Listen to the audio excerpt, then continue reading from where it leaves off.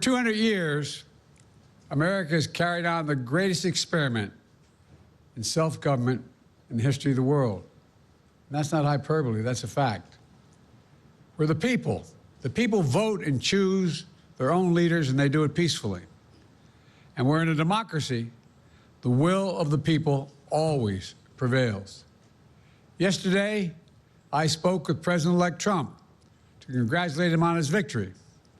And I assured him that I'd direct my entire administration to work with his team to ensure a peaceful and orderly transition. That's what the American people deserve. Yesterday, I also spoke with Vice President Harris. She's been a partner and a public servant. She ran an inspiring campaign, and everyone got to see something that I learned early on to respect so much, her character. She has a backbone like a ramrod. She has great character, true character.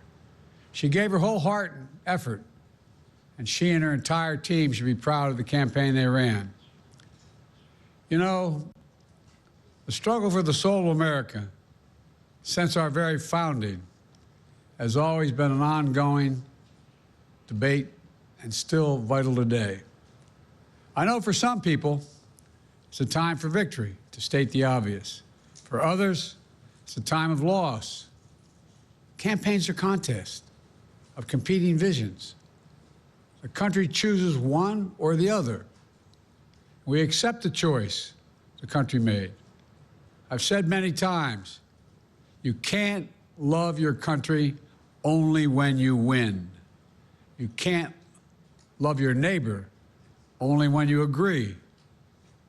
Something I hope we can do, no matter who you voted for, is see each other not as adversaries, but as fellow Americans. Bring down the temperature. I also hope we can lay to rest the question about the integrity of the American electoral system.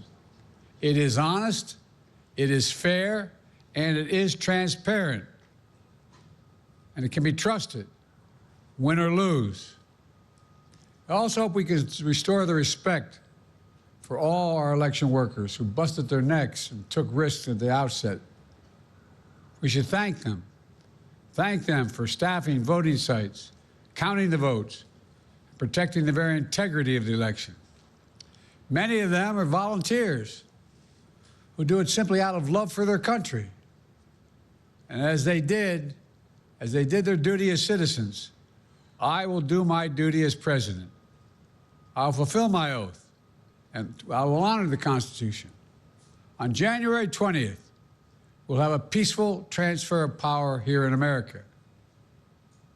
To all our incredible staff, supporters, cabinet members, all the people who've been hanging out with me for the last 4 years, God love you, as my mother would say.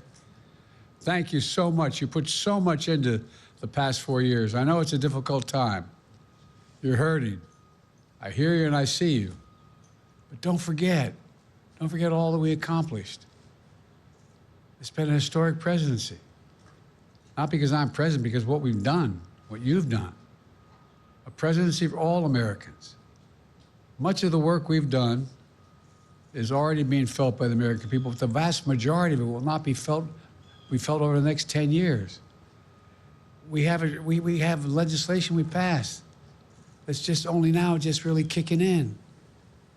We're going to see over $1 trillion worth of infrastructure work done, changing people's lives in rural communities and communities that are in real difficulty, because it takes time to get it done.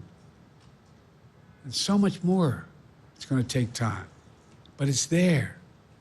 The road ahead is clear, assuming we sustain it. There's so much we can get done and will get done based on the way the legislation was passed. And it's truly historic. You know, we're leaving behind the strongest economy in the world. I know people are still hurting, but things are changing rapidly. Together, we've changed America for the better. Now we have 74 days to finish the term, our term. Let's make every day count. That's the responsibility we have to the American people. Look, folks, you all know it in your lives. Setbacks are unavoidable, but giving up is unforgivable. Setbacks are unavoidable, but giving up is unforgivable. We all get knocked down. But the measure of our character, as my dad would say, is how quickly we get back up. Remember, a defeat does not mean we are defeated. We lost this battle. The America of your dreams is calling for you to get back up. That's the story of America for over 240 years and counting. It's a story for all of us, not just some of us. The American experiment endures. We're going to be okay, but we need to stay engaged. We need to keep going. And above all, we need to keep the faith. I'm so proud to have worked with all of you. I really mean it. I sincerely mean it. God bless you all. God bless America. And may God protect our troops. Thank you, thank you, thank you.